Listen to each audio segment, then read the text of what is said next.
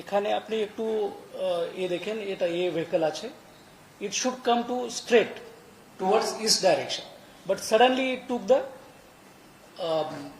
right turn, and such kind of incident मतलब traffic देखो Kolkata traffic পুলিশের প্রথম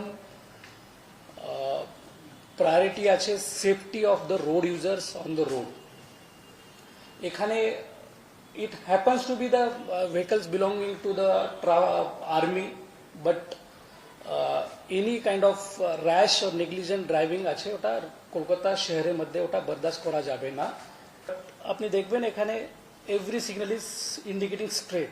তারপরে আপনি দেখবেন এখানে পুরস্কার এখানে একটা সাইনেজ আছে ওটা যেখানে বলছে নো রাইট টার্ন।